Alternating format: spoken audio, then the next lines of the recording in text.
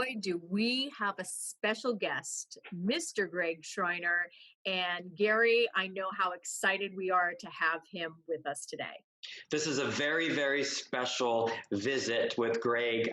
We go back many years, 22 years, and I've been so excited about tonight. I've been looking forward to it like a child looks forward to Christmas. And so we are very honored that you're here with us and visiting with us, and thank you so much for this honor. So everyone out there knows who Greg Schreiner is, but for the man who needs no introduction, I am going to take a stab at an introduction. So Greg Schreiner is the founder and president of Marilyn Remembered fan club, which has been in existence since 1982. And he's also an internationally renowned collector of Marilyn's personal property, which he so generously shares with the public. He's also a leading authority on Marilyn Monroe, and you've seen him in documentaries and on television. And not only all that, but Greg serves on the piano faculty at Cerritos College and Santa Monica College. And as president of the Marilyn Remembered fan club, each year he coordinates and hosts the annual Marilyn Monroe Memorial Service, which takes place at Pierce Brothers Westwood Memorial Park in the very chapel where Marilyn's funeral took place in 1962. So with all that said, Greg, welcome and thank you. Thank you, Gary and Nina. I am just absolutely thrilled myself to be on with you today and to share a few thoughts about Marilyn. Well, in this month, we're making it all about Marilyn and talking with people that know her best. And you are certainly one of them, given the fact that you have really the first to start her fan club and also to be with her as long as you have and kept her legacy and her name alive for so many years and allowing the fans to do the same. Well, so thank you. My privilege and my honor to do this. Marilyn has been the most amazing part of my life, and I want to honor in every way I can, which is why back in 1982, I decided to form this club as a way of honoring her. And going back beyond that time, when did you first become fascinated with Marilyn, and how old were you? How did this relationship all begin? Well, I'd like to think, and maybe I'm correct, I look back when I was very small, about 6 years old. My parents took me to a drive-in movie theater to see Some Like It Hot. Now, the irony of this is the theater was located in Monroe, Wisconsin, of all places. Can you believe it? And I just fell in love with her that night. I'd never seen anybody that looked like her. I lived in a town of 500 people, farming community, and nobody, trust me, looked like Marilyn Monroe.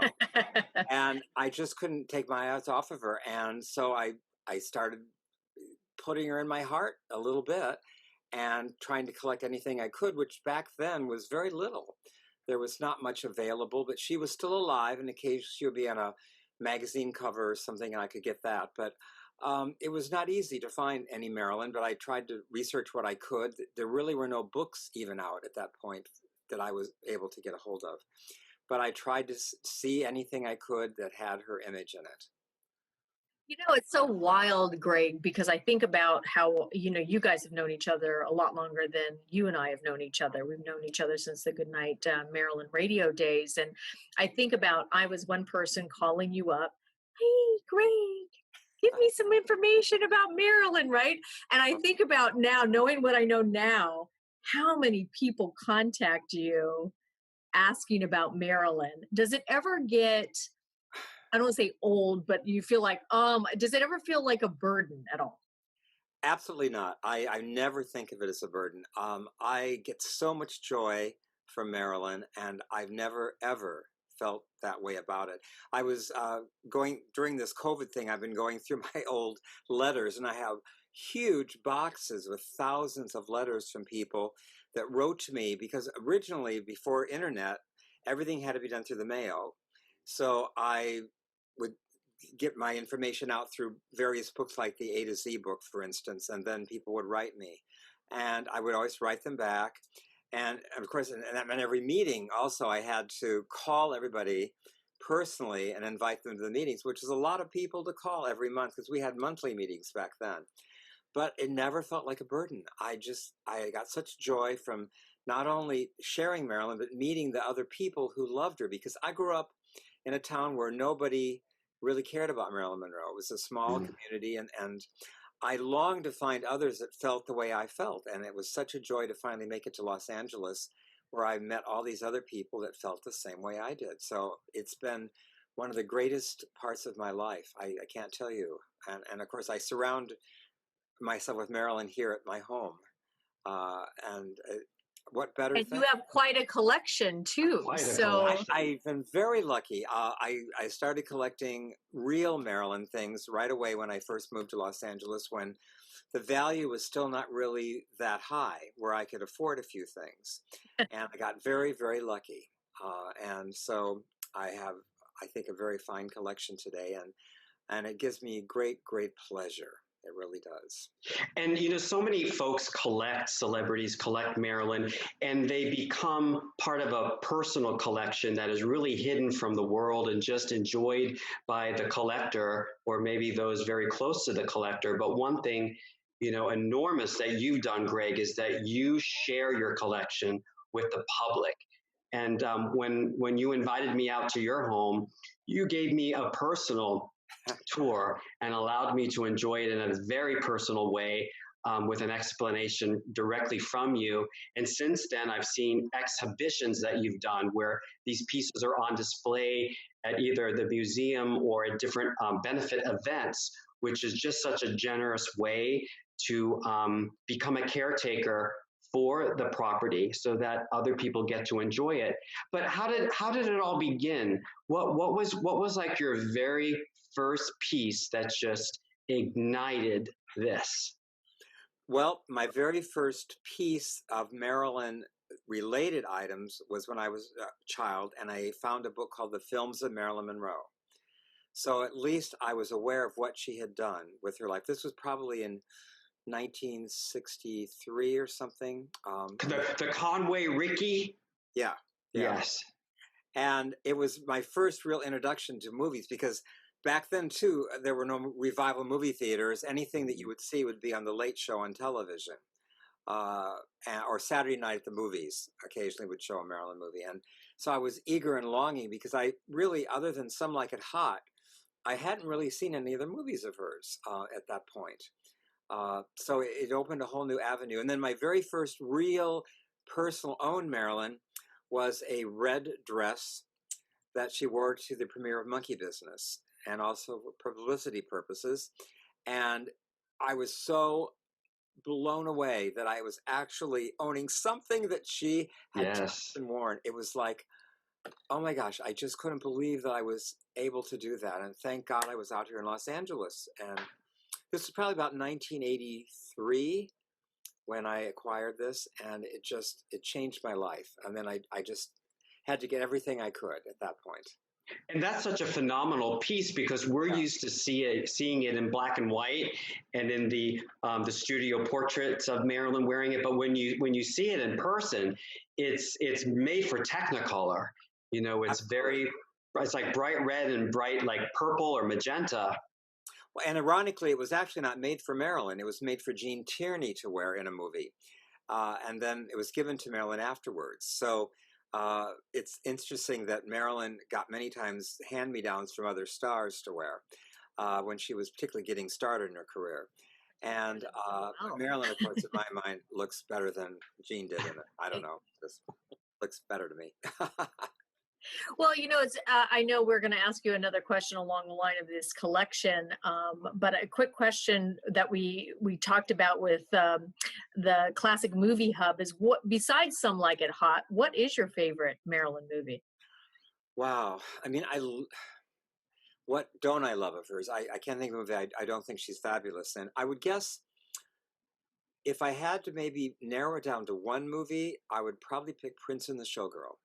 There's just something so real about Marilyn in that movie. It touches me so. There are other movies. Bus Stop is another one that I really relate to. Misfits, I think she's fabulous in.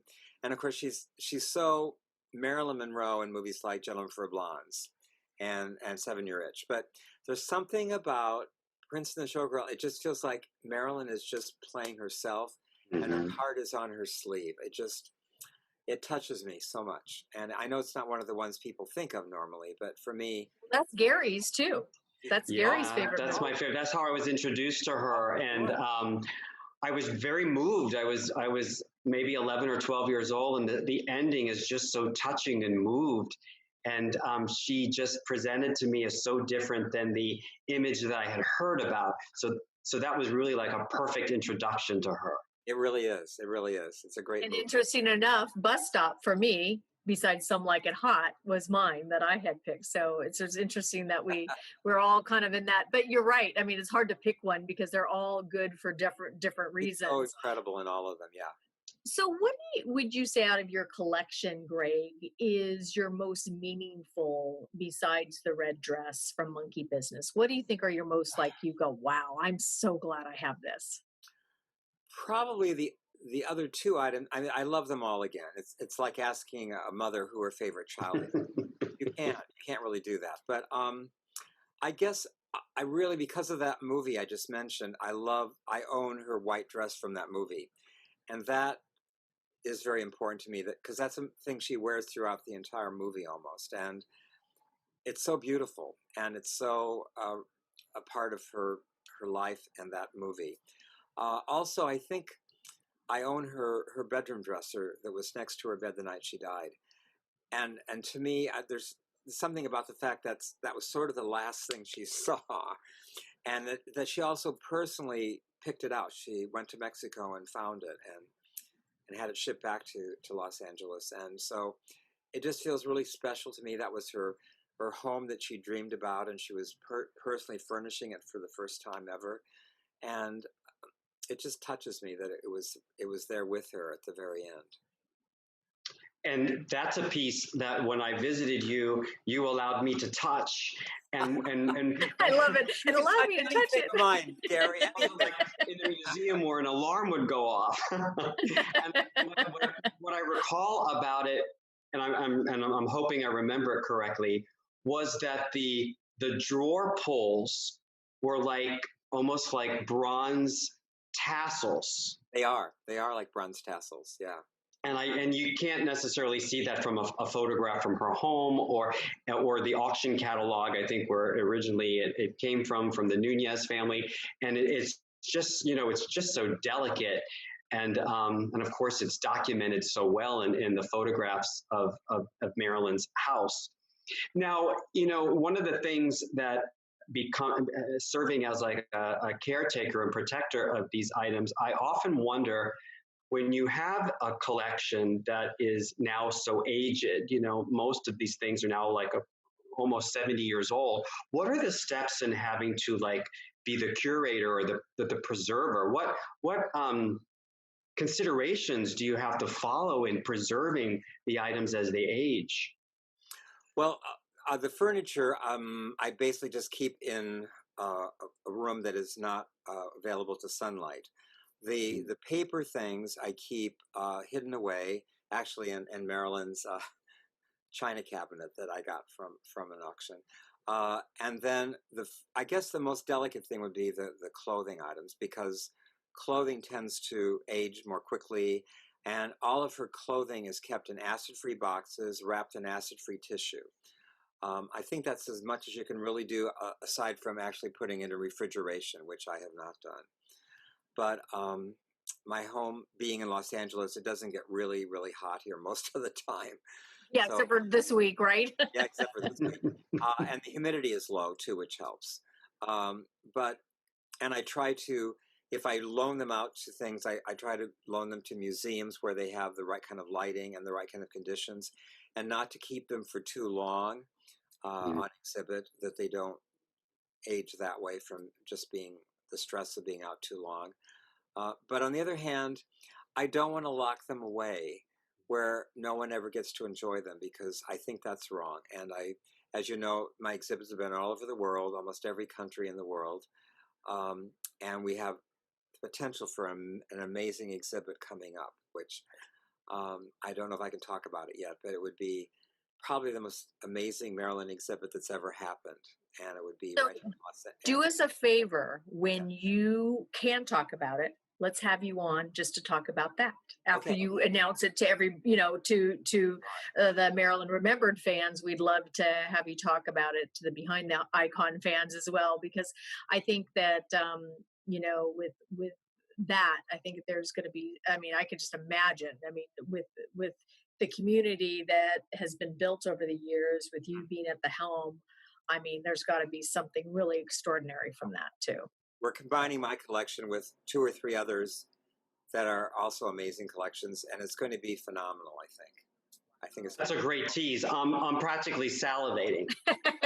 Gary's going to be out. He's going to be like, can I have a first up close and personal? There'll be a flight to some destination when post COVID. Hey, so Greg, I've got a 2-part question for you. Okay. If Marilyn were here today and you could ask her anything, what would you want to ask her? Okay, and then you're going to have another question after. Yes, along the lines of that. That's been my dream, of course, to meet Marilyn, and I've indirectly met her, I think, because over the many years I've had the club, I've had so many people as guest speakers who knew her, that I've gotten, in a sense, to know her through all of them, and I'm grateful for that, since I never had a chance to meet her in person, which I totally regret. But she did come close to me. She was within an hour drive of my home in Illinois when she was doing a tour of Love Happy. And she stopped in Rockford, Illinois, which is the last stop on her tour. And of course, I was only, I think, 6 months old at the time. So it wouldn't have made a difference, but that's as close as I came anyway. I think I would want to ask her if there was anything I could do to help her life be more wonderful. What can I do to help you, Marilyn, to be your friend? I want to really be a part of your life, and anything I could do to help you. I love that. What a generous spirit. The second part of this question was actually the original question: is what have you learned, or what has been revealed from the collection that you've had over the years of having this amazing collection? Well, for me, I think particularly through the clothing, which I learned that Marilyn was really a pretty tiny person. She was not that voluptuous. She was not that large. She was actually fairly petite. And as far as her personal life, the letters and things that I've acquired relating to her have made her very real, that she was not really Marilyn Monroe that we know on the screen. She was a person with great feeling, with great depth. And I've gotten this from almost everybody that's spoken at a meeting. She touched their lives so deeply that many of them would break down and even start crying after all these years. It would be so emotional for them to talk about her. And I thought, wow, what kind of a person has that kind of effect on someone that 20, 30 years later, they are still that emotional about them? You know, not even close relatives sometimes. I know. Let alone 58 plus years now, yeah, right? You know, she was just so unique and special, and so full of a genuine kind of love and warmth that I don't know where she got it from, because she certainly didn't have a childhood that would have given that to her, but somehow that spirit was inside of her. And I know Susan Strasberg said that about her too, that she had such a intense, huge spirit inside of her that when she died, it just started spinning outward, and it's still spinning outward, encompassing the world. And I think that's true. Her image is still out there more than any star, and people still know who she is more than any other star. I've never heard it expressed that way, and I think you really captured it. There was just so much inside of her that when she left this plane, all that energy had to go somewhere, and it's still circulating generations later. Greg, I've never asked you this, but you would have been a little boy. Do you recall when you learned that she passed, and what your reaction was as a youngster? I do recall. I found out on a Sunday. My parents had taken me to visit my grandmother. And I remember them talking, and on the radio, suddenly they heard this news. Um, Even back then, even though I had just started falling in love with her, I I was devastated. It just hit me so hard, and I couldn't get it out of my mind. And I think that's when I really, really started collecting. Uh, and if you were my roommate in college, you would have seen Marilyn on every wall. I mean, it was just like people knew even back then I was a Marilyn Monroe person. There was no question about it. And it's never left me. And of course, it really went into full swing when I finally moved to Los Angeles. That's when It's almost like it was your destiny, you I know? don't know. Somehow I made my way from Illinois to Florida and then California. And when I got here, I knew this is where I belonged. This is my home. I knew that. And and Marilyn Remembered, when you founded it, it was actually at the Westwood Pierce Brothers Cemetery. Yeah. Actually, we met in 1981.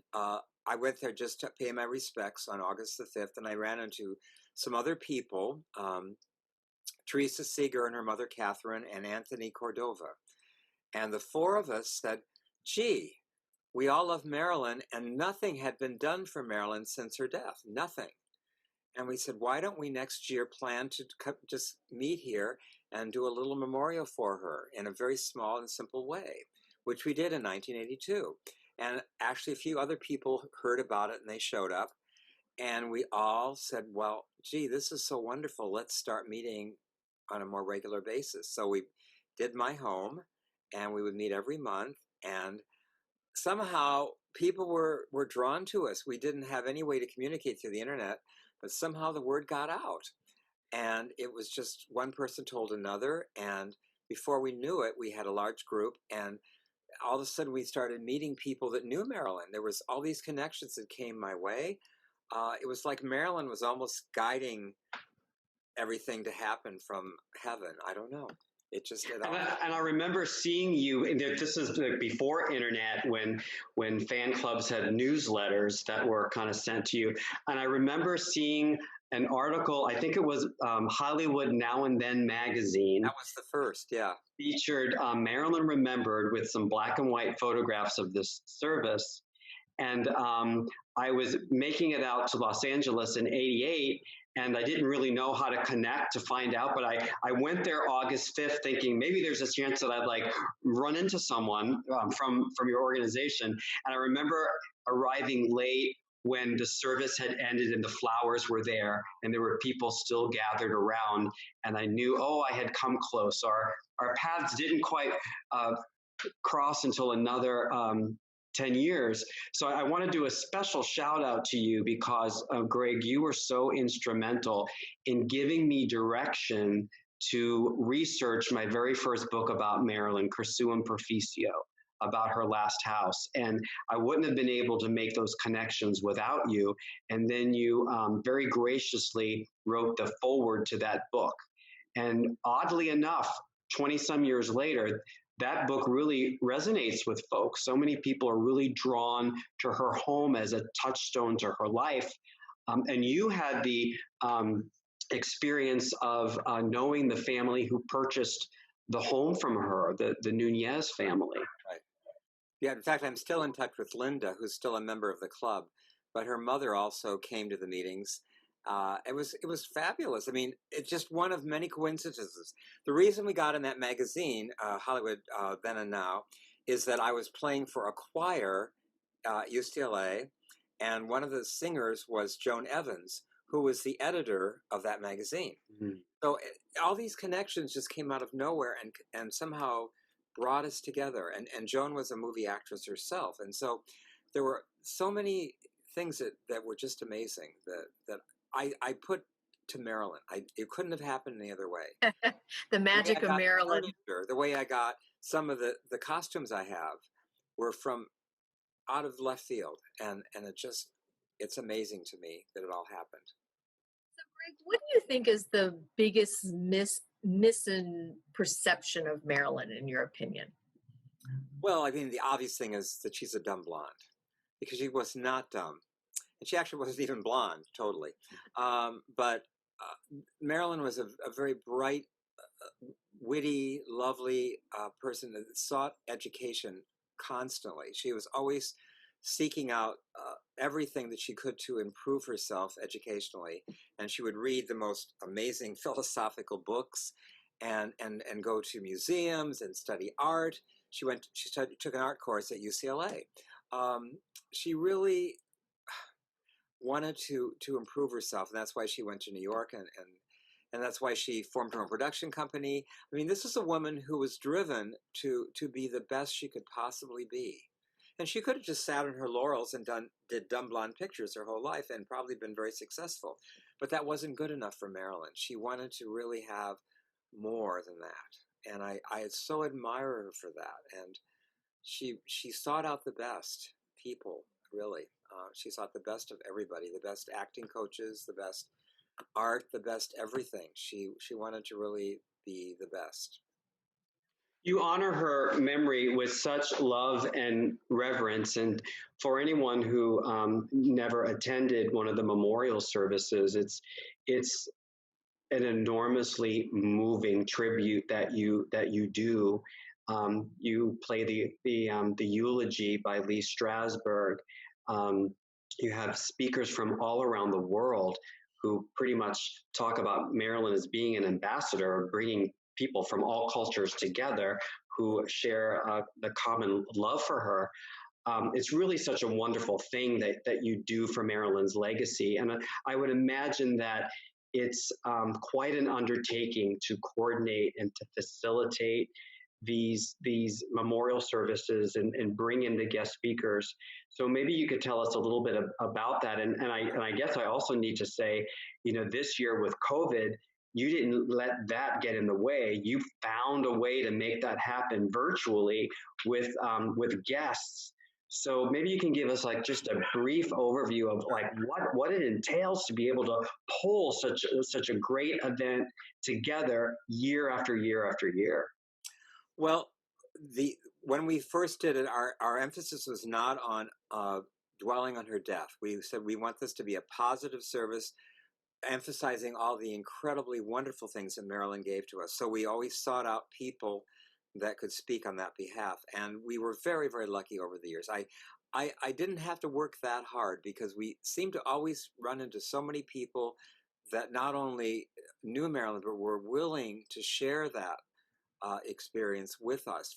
We don't pay people to do any of these things. They do this out of the goodness of their hearts too, and it's wonderful to be able to do that. It's become more difficult over the years, just because we're losing so many people, and we're really down to the very last few living people now that actually knew Marilyn Monroe. But so far, even this year, and this was a tricky year because none of us are that technically astute. So we were really flying by the seat of our pants this year to pull that service off. And yet somehow it came together. And we even found 3 people, major people in Marilyn's life that were willing to share on video a little bit about that. And they were scattered, not always in Los Angeles. 2 of them were in the New York area. So it was really an amazing time to be able to do that. And I'm so grateful they were willing to share that. And how much more we can continue doing that, I don't know. I don't want to ever give up the service. We will eventually not have the people that can speak firsthand about Marilyn, but hopefully we'll always have people like myself who did know these people and can speak on their behalf later. As I don't want to give it up because I feel it meets such a need. So many people, I think, come every year and are so grateful to have a chance to share that love of Marilyn on the day of her death. Well, and you being able to provide that legacy for Marilyn, because if you think about it, how many of us 58 plus years later can have hundreds of people, if not thousands, depending on what year it is, come visit and really pay tribute to whether you're a celebrity or just an everyday person. I know there are celebrities that, of classic Hollywood era, Marilyn's era. And to your point, Greg, earlier when you said, they don't have that kind of longevity, but yet Marilyn does. And it's very evident when you come to a memorial service, particularly, Right. She's absolutely number one. The cemetery itself is a small cemetery, but it's loaded with stars. There are more stars per square inch than any other cemetery in the world. And yet it's Marilyn, and only Marilyn, that has a memorial service there. And I know there's other two or three other stars that they occasionally do memorial services for, but nobody comes close to Marilyn. And she's just a phenomenon. And I think the reason is because she's such a loving, wonderful person, and we fall in love with her too. And she also has a loving steward in you, and because with your efforts, back in 1982, all the way through the years, you now have support and help. But I hope on the other side at some point that she will go, thank you so much, Greg. And I think I've got to include all of you, because I could not have done this with not all of you. Not with your wonderful podcast things, and Gary with your books. I mean, you have really sealed the legacy of the real Marilyn, because there's been so much crap and so many lies and so much mistruths, and all of you are helping to really find the essence of the real Marilyn and who she really is, and hopefully eliminating. It'll never end, because there's still more things coming out that are not true. They're still making films that are less than fabulous about her. They're still doing documentaries and books that are not true. There's a lot of mistruth. But there's also the wonderful books that are true, and the wonderful documentaries that are true. And those are the ones we hope will be remembered. And the legacy of Marilyn will be a true and honest legacy, because she deserves that. I think the real Marilyn is so wonderful. We don't need all of the other stuff. No. And as her protector, who has, pieces, their relics that she touched, what's your plan like for the long future of carrying on this legacy in Marilyn's honor, like even beyond your lifetime and our lifetime? What is your plan for the collection in the future? Do you have like plans eventually for like a trust museum or some way for this to go on for generations beyond ours? Well, I actually had not planned to die. Well, neither we aren't either, Greg. So I mean, we'll be here too. It is one of the thoughts, and I've actually talked about this with someone else, about the possibility of maybe a museum. Whether it's something we can actually make happen, I don't know. It might be helpful once we have done this huge exhibit to see whether out of that can then come something more like a more permanent home for the exhibit. And we'll see how that happens. I would love it. I think it would be absolutely the most amazing way to keep everything together, because so much of the exhibits over the years have scattered. People have sold the things, and we really don't know where a lot of the stuff is anymore, particularly the really high-end items that have become sort of iconic things because of their nature, and now they're worth millions of dollars. Whether we'll ever get those together, I don't know. But I would like to keep a legacy of Marilyn, showing the real images of her, the real truth about her in an exhibit. And it may happen. It may happen. So that would be absolutely wonderful. I've never sold anything so far. I don't see you selling anything to make money. And Greg has like an enormous collection of just classic Hollywood costuming that's very impressive. The Tarzan loincloth, the Kismet. I mean, you have. So Greg, Oh, Greg, we're gonna have to have you on. I'm part of a best We classics could do a whole ever. show on Yes, best, called Hollywood and Visited. Yeah, I yes, do a yes, show yes, that yes. travels all around the world. It's an honoring Marilyn, not Marilyn so much, but all the other stars I collect as well. Classic Hollywood. It's boy. Thank you. Well, Greg Schreiner, I can't tell you how much we appreciate you taking the time and getting some of our Maryland fans to get to know you. Some of them already know you, but there's a lot of general fans that don't know about all your wonderful work and legacy work and your love for Maryland. So, on that note, I am going to pass it over to Gary. What do we usually say when we wrap up a segment like this? Well, Greg, I'm gonna volley that to you this evening Okay. because I think you're also very much in tune with us on how Marilyn used to ask for support. So I'm gonna give you that piece to share with us. Well, I gained it from Susan Strasberg. I was very lucky to have Susan Strasberg as a friend. And she told me that Marilyn always said to her, no matter what else, remember me. And she said, and always please hold a good thought for me. And Susan always ended every memorial service she spoke at with that thought. So let's all hold a good thought for Marilyn because she deserves it more than anybody I can think of.